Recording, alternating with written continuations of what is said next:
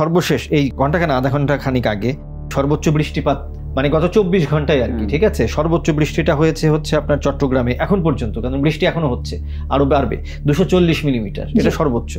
রাজধানীতে গতকাল থেকে আজকে দুপুর 12টা পর্যন্ত, মানে গতকাল 12টা থেকে আজকে 12টা পর্যন্ত, চট্টগ্রামের হিসাবটা ওইভাবে ধরতে হবে, সেখানে 80 মিলিমিটার বৃষ্টি হয়েছে।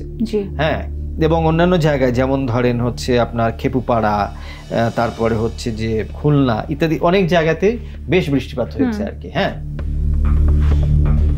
এই যে আজকে আমরা টাইটেলটাও যেটা দিয়েছি সেটা হচ্ছে যে আপনার অন্য ঘূর্ণিঝড়ের চেয়ে কতটা আলাদা। আসলে এই বিষয়টা হচ্ছে কি যে ধরেন প্রতিটা ঘূর্ণিঝড়ের একটা একক এবং অভিন্ন ক্যারেক্টার থাকে আর কি, মানে সবার সাথে সবার মিল থাকে না, একটা ভিন্ন ধরনের বৈশিষ্ট্য থাকে, আবার ভিন্নতা থাকে, আবার অভিন্নতাও থাকে একই রকম ভাবে, কিন্তু ভিন্নতার প্রত্যেকের এক একটা নাম যেমন করে ভিন্নতা থাকে, তেমন করে তার আচরণেও ভিন্নতা থাকে।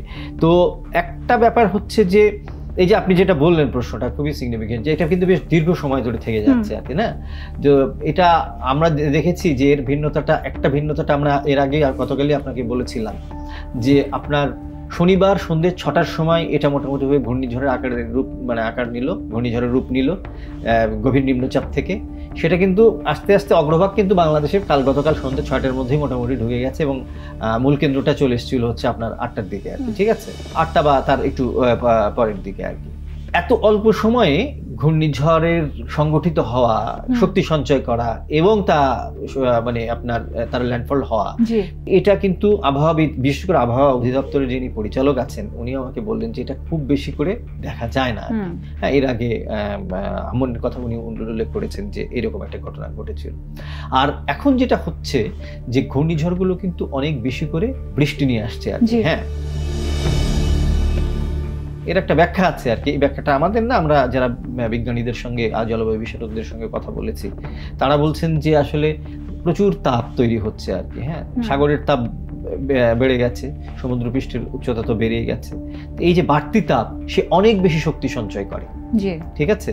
আইপিসিসির একটা এরকম আছে যে 1 ডিগ্রি সেলসিয়াস যদি তাপমাত্রা বৃদ্ধি পায় সমুদ্রপৃষ্ঠের, সেক্ষেত্রে তার বায়ু পরিবহনের ক্ষমতা 7% মতো করে বেড়ে যায়, ঠিক আছে।